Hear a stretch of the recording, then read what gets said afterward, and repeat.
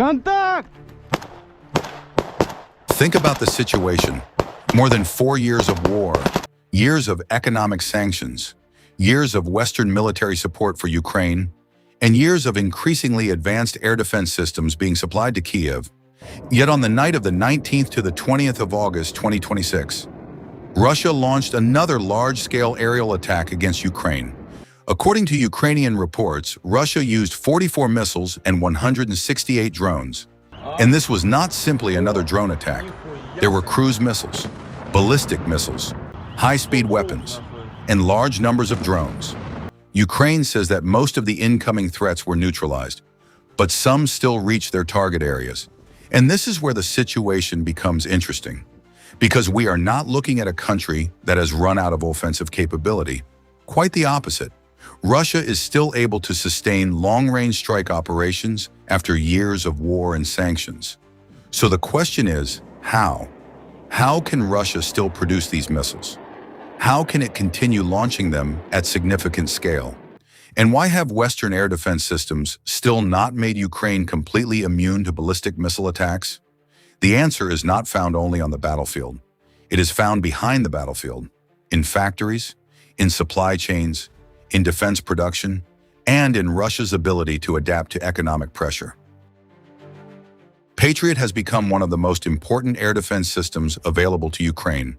And make no mistake, Patriot is not an ordinary system, but there is one problem that technology alone cannot solve: numbers. A country can possess extremely advanced air defense, but if the area it needs to protect is enormous, the problem changes. Kyiv needs protection, major cities need protection, energy infrastructure needs protection, logistics centers need protection, and facilities connected to defense production also need protection. Meanwhile, Russia only needs to find gaps. Not every missile has to get through. Not every drone has to reach its destination. Only some. And that is what makes Russia's layered strike approach so interesting. Large numbers of drones can create pressure. Cruise missiles can add another direction of attack. Then ballistic missiles enter the equation, and their shorter reaction window creates a completely different challenge. The Iskander-M is one of the most important examples. The system is not new, but its significance is not about being new. It comes from a combination of mobility, speed, range, accuracy, and most importantly, Russia's ability to keep using it. Because an advanced weapon available in very small numbers has a very different strategic value from a weapon that can be produced and employed repeatedly. And this is where Russia appears to have an advantage. Not because every Russian strike succeeds, but because Russia has been able to maintain pressure.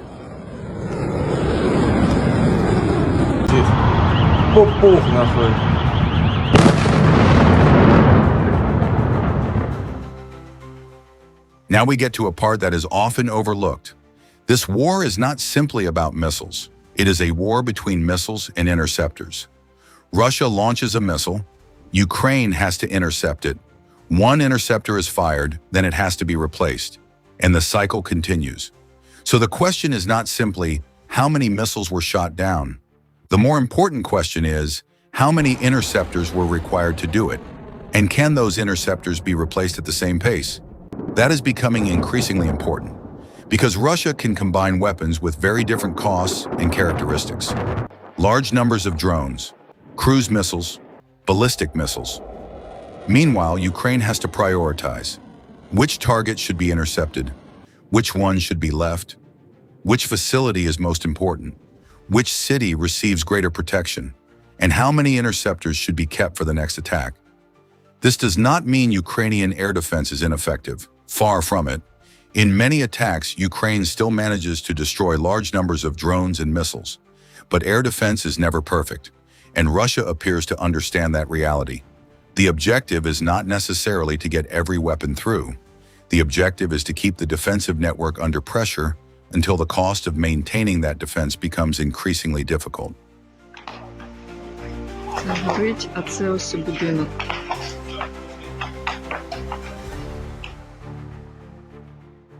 Now we reach the bigger question: sanctions.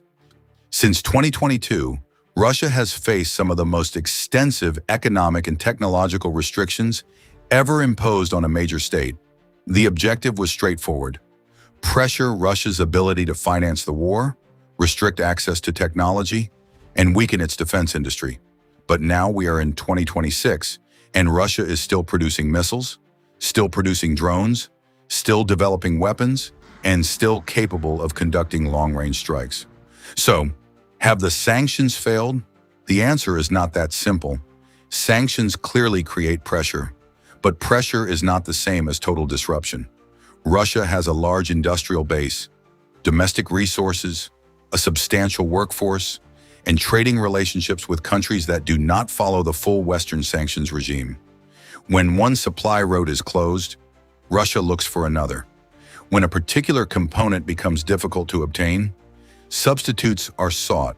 When foreign technology is restricted, domestic alternatives can be developed. That does not mean everything works perfectly, but this is precisely where Russia's ability to adapt becomes important. And a war lasting several years gives an industrial system time to adapt.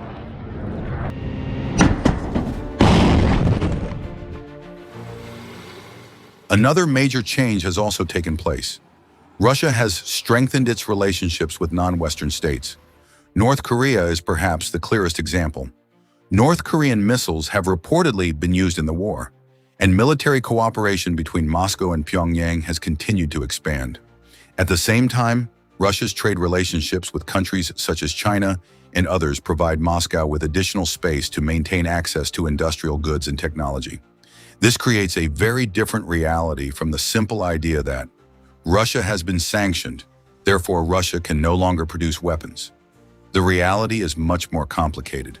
Russia still faces restrictions, but it also has the ability to search for alternatives. And as long as those channels remain available, the Russian defense industry can continue operating. That makes the sanctions campaign much harder than it initially appeared. Because to truly stop Russian military production, it is not enough to sanction Russian companies. The wider supply network has to be constrained as well, and that is much harder in a global economy.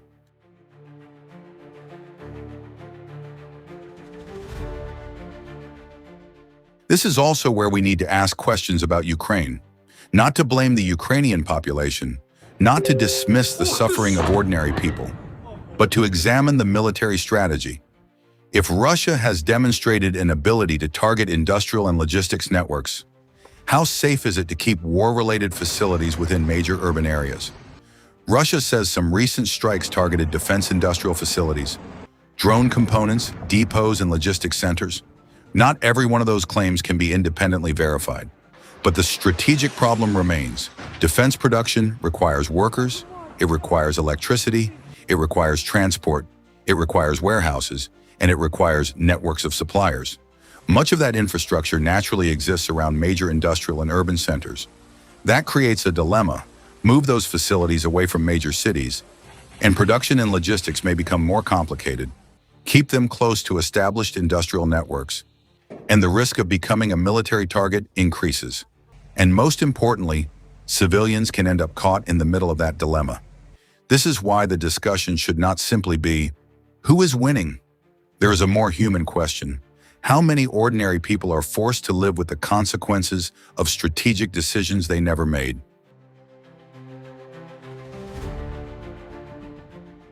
Behind all these numbers, 44 missiles, 168 drones, interceptors, Patriot, Iskander, production, sanctions.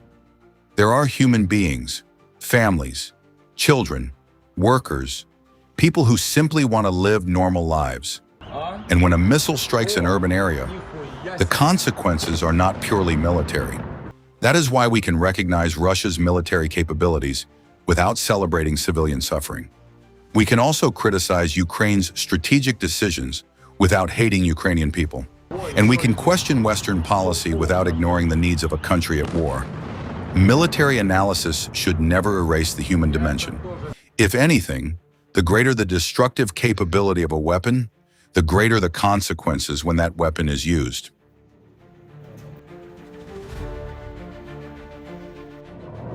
So let's return to the original question. Why can Russia still strike Ukraine after years of war? The answer is becoming clearer. Because Russia is not simply maintaining its missiles. Russia is maintaining an entire war ecosystem. Factories, supply chains, workers, logistics, technology, drone production, missile production, and relationships with countries outside the Western Bloc. Meanwhile, Ukraine has to defend a vast territory with a limited number of high-end air defense systems. That creates an important strategic difference. Russia is trying to maintain the tempo of attack. Ukraine is trying to maintain the tempo of defense. And both require industry, not just technology, not just determination, but production.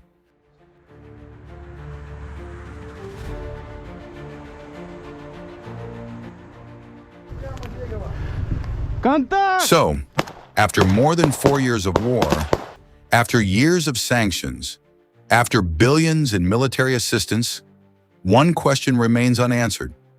Can the West supply interceptors faster than Russia can produce missiles? Because if Russia can maintain production, and Ukraine continues to require additional air defense systems, then this war will increasingly become an industrial competition. Russia does not have to win every strike. Ukraine does not have to fail to intercept every missile.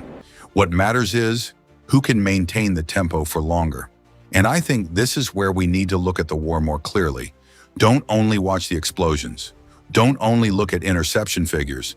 Don't only follow the propaganda coming from one side. Look at the factories. Look at production. Look at stockpiles. Look at supply chains. And look at each side's ability to keep repeating what it is doing. Because ultimately, war is not simply about who has the most advanced weapon.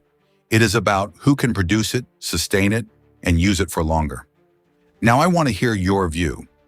Do you think this missile war will ultimately be decided by defensive technology, such as Patriot, or by Russia's ability to sustain missile production? Let me know in the comments. And if you enjoy this kind of military analysis, don't forget to support the channel by leaving a like, subscribing, and turning on notifications. We'll continue following the war through military capabilities, industrial capacity, and the available evidence. And one final point, behind every statistic, there are human beings. We can discuss strategy, we can compare weapons, we can question military decisions.